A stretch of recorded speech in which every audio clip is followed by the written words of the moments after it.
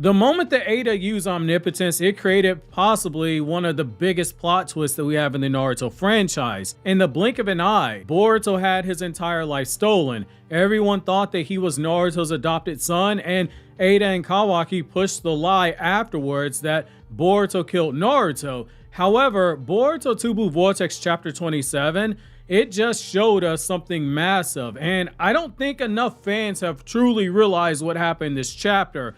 Probably because too many people are getting caught up on this is a mushy love scene and not paying attention to what's written in the story. We just got a massive hint on how Omnipotence will be reversed.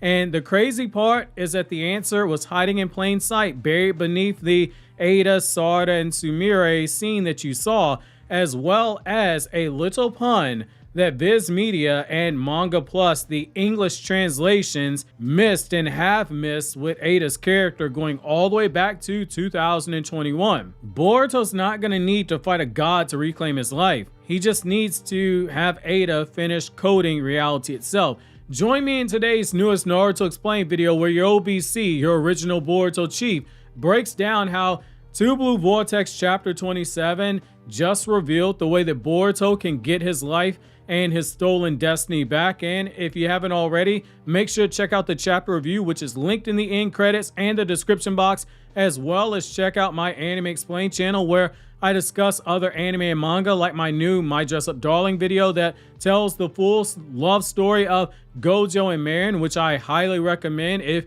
you are a fan or you are curious about My Dress Up Darling. That will also be linked in the description box and the end credits for those of you guys who are curious. So let's just get right into it. The shocking revelation about Omnipotence that you may not have caught. So chapter 27 gave us one of the biggest lore bombs since Omnipotence itself was first used.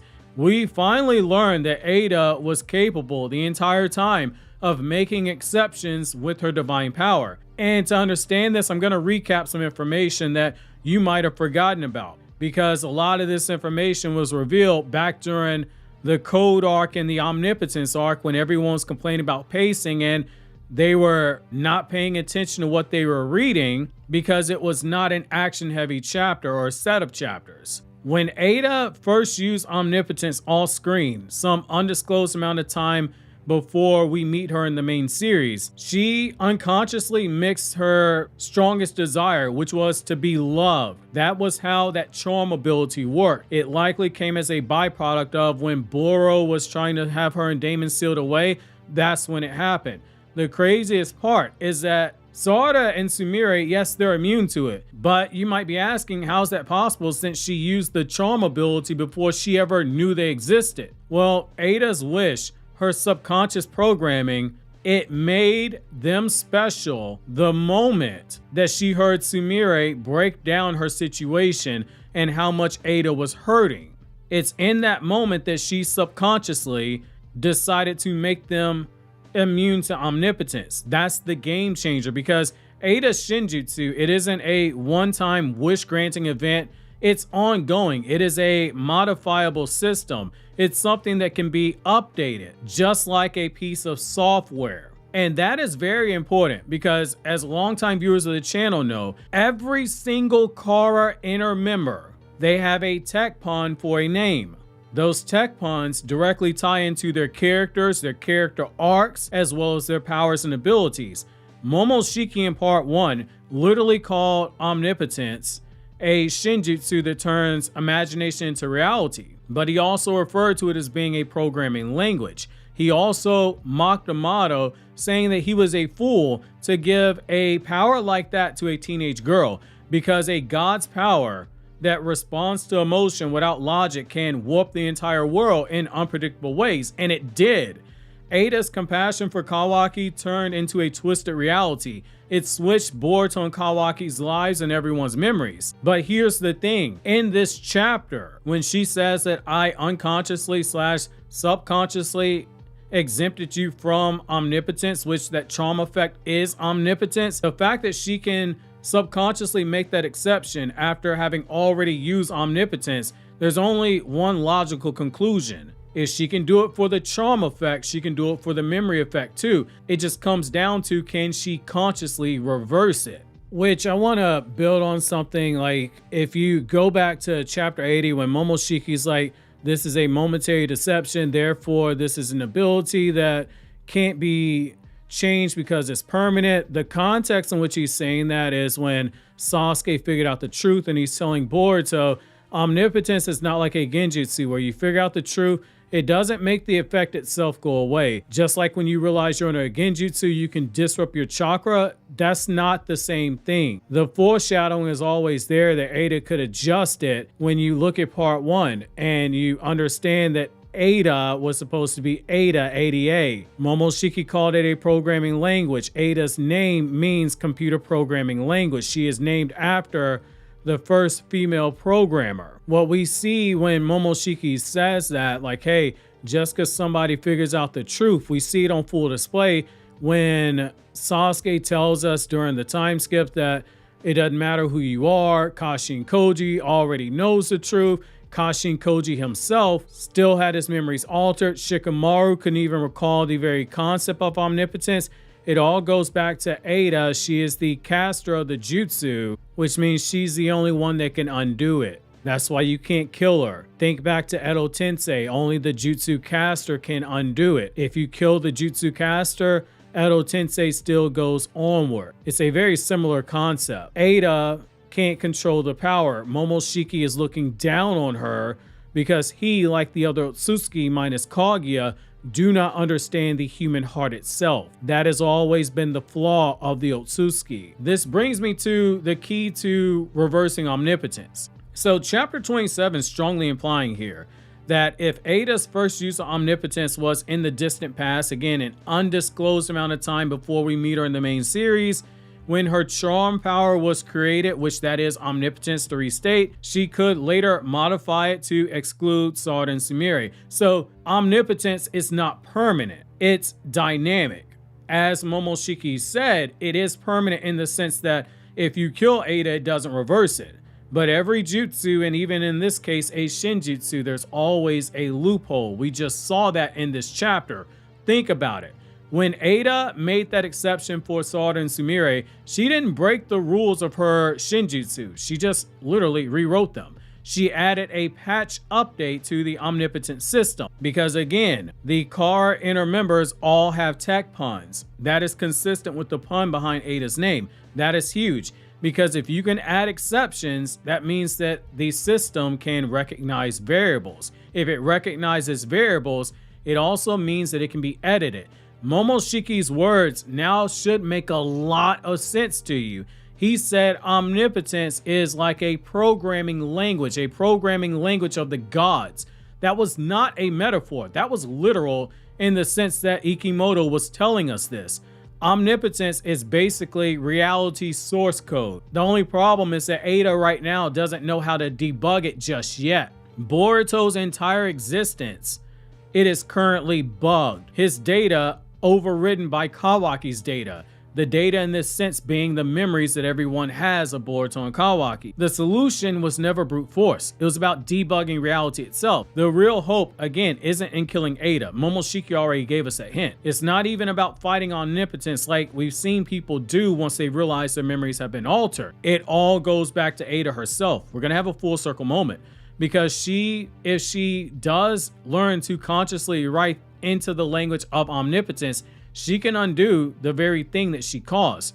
And that's because she now knows she can make exceptions. She just doesn't know how she did it. She might just be a few lines of emotional code away from reversing everything. In other words, Boruto doesn't need to destroy a god. He just needs the teenage girl who has the power of a god right now to learn to consciously use it. Now, if you're still skeptical, allow me to go a little further in detail. So there's a hidden meaning behind Ada's name, but you would not know this if you just read the Manga Plus and Viz Media translation. So this is where it gets interesting because I still have people ask me in the comment section, why do you write Ada's name in titles and thumbnails ADA and not EIDA? So there's a pun behind her name that confirms everything. So Viz Media translates her name as Ada, spelled EIDA, because that's how it's written in Japanese katakana. But the Japanese fandom, the official Japanese merchandise, And ironically, the Spanish, and if I'm not mistaken, the French translations, they all write it as 88. It's because they caught the pun. That's not random, especially, again, the Japanese fandom and official Japanese merchandise has her name spelled 88.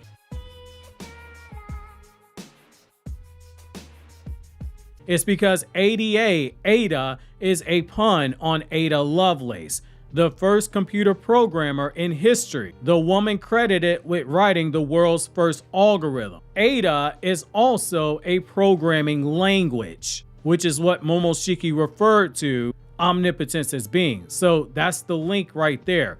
Momoshiki described omnipotence as a programming language that shapes reality. It takes human desire, emotional input, if you will, and it turns them into divine output. That basically makes Ada the goddess of code in this situation. Her subconscious desires are the syntax of divine language herself.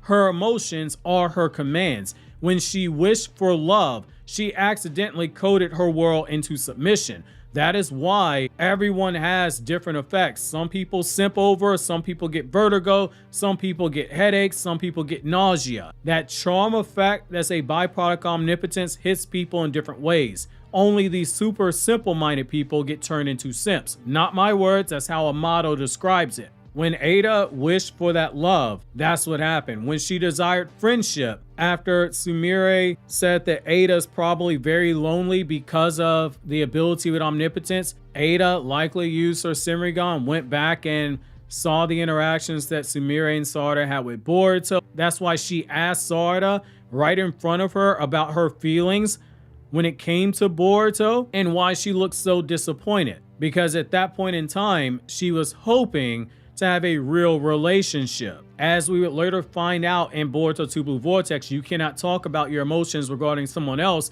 in front of Ada. She had already made them immune to omnipotence before she even came to Konoha. And one day, when she finally desires to make things right, she might rewrite Boruto's existence back to normal.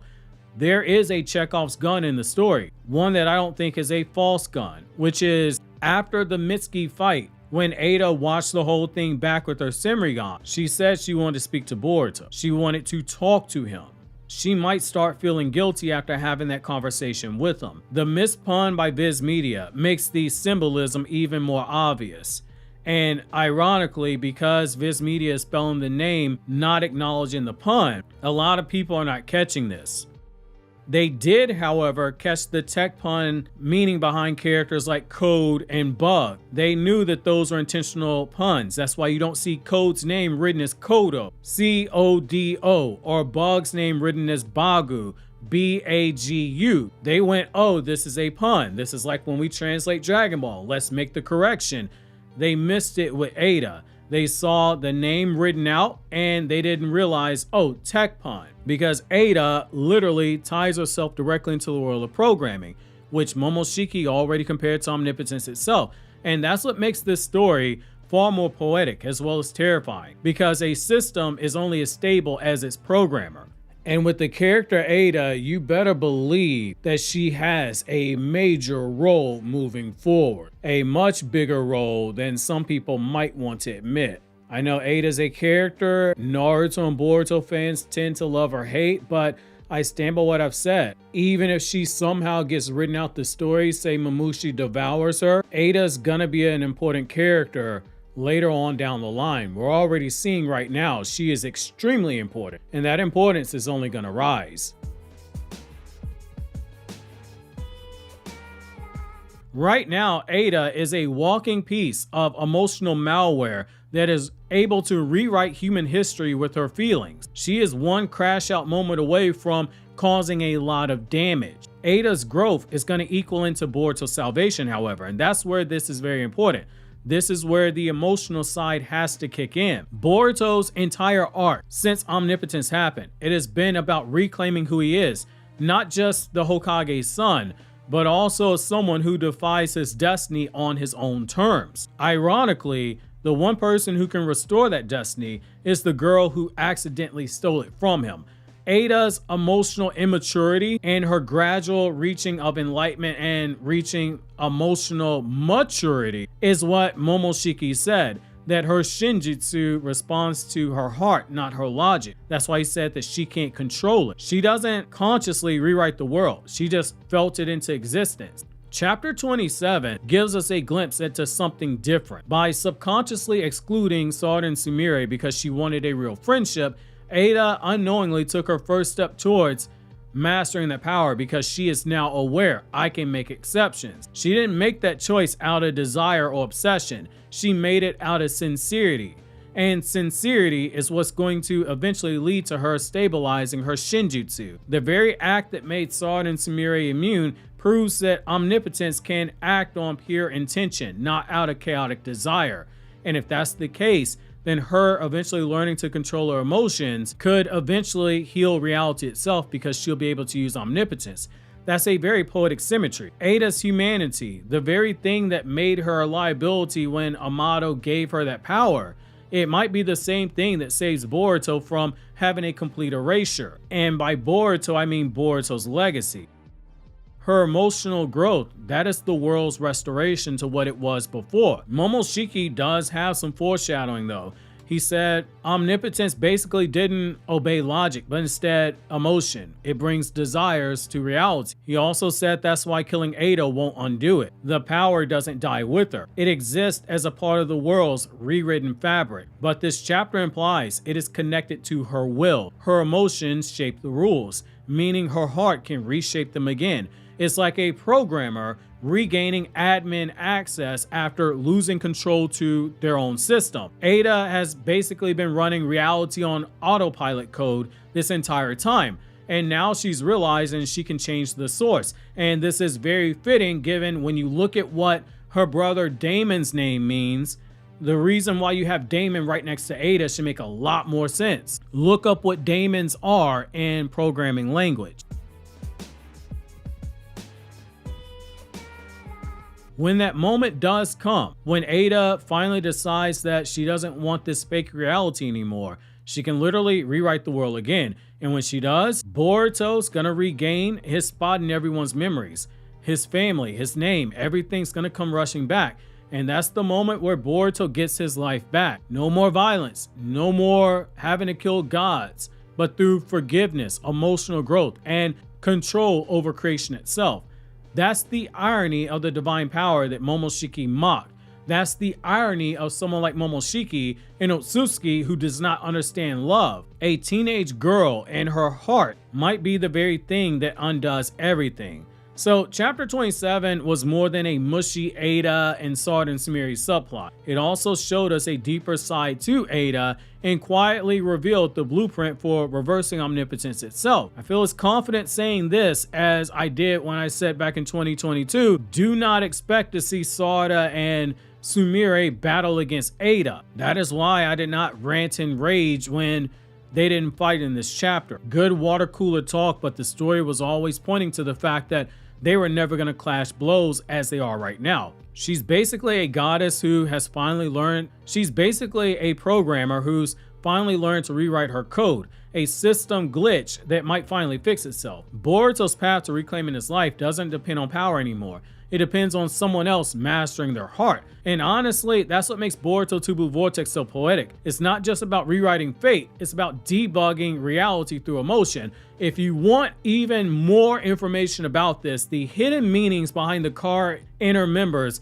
their puns and how each of them ties in their personalities and powers, that video is here on the left. I strongly recommend checking that out if you want to get a better understanding of what Ikemoto has done with all these characters. It's going to change how you view Boruto Part 1.